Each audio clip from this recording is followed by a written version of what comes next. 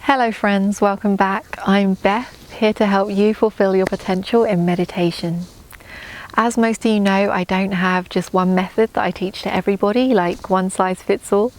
Instead, I much prefer to teach people one-on-one. And the reason is that you're all different. So please use these videos as a guideline.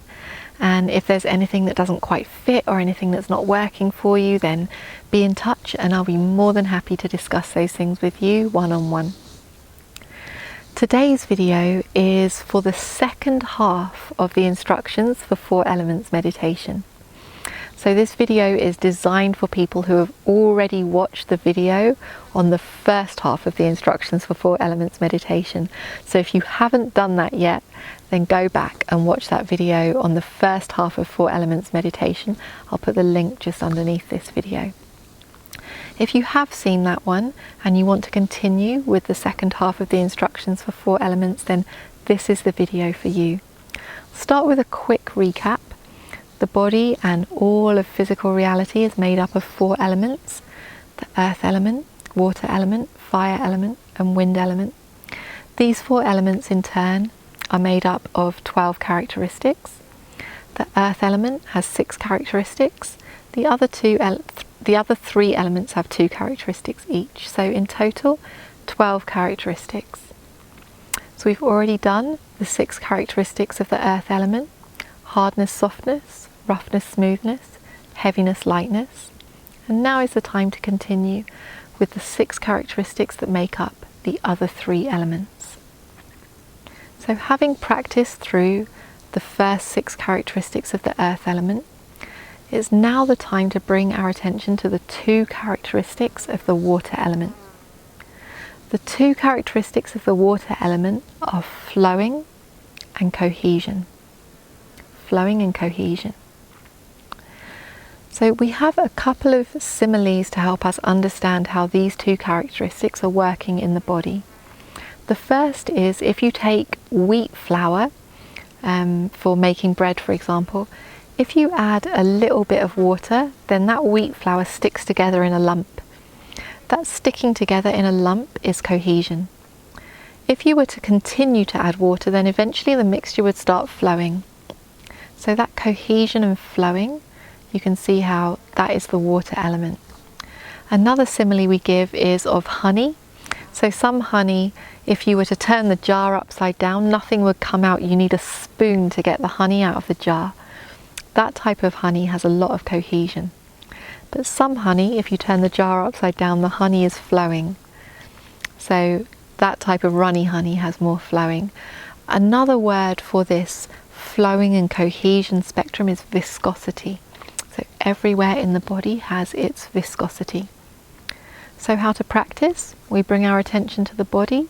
We start by scanning our attention through the body, looking for all of the places that we can directly know flowing. As usual, we can start with some places where flowing is more obvious. For example, the air is flowing in and out of the lungs, saliva is flowing in the mouth, the blood is flowing through the veins. And by similarity, we can scan our attention for everywhere in the body that we can clearly know flowing. As always, we want to scan at the speed that we can clearly know flowing. Not too fast, not too slow. When we feel satisfied with flowing, then we can bring our attention to cohesion, scanning our attention through the body, looking for all of the places that we can clearly know cohesion. Not too fast, not too slow. Some obvious examples of cohesion are maybe things like the eyeball has a lot of cohesion. There's not much flowing going on there. It's together in one lump. The liver has a lot of cohesion. So we're looking for these places that are in the body that are together in one lump. And then by similarity, scanning our attention through the body, looking for all of the places that have a lot of cohesion. Again, not too fast and not too slow. When we feel satisfied with both flowing and cohesion, then we can pass our attention through the body for a third time with the understanding that wherever in the body we place our attention, It's somewhere between flowing and cohesion. It has its viscosity.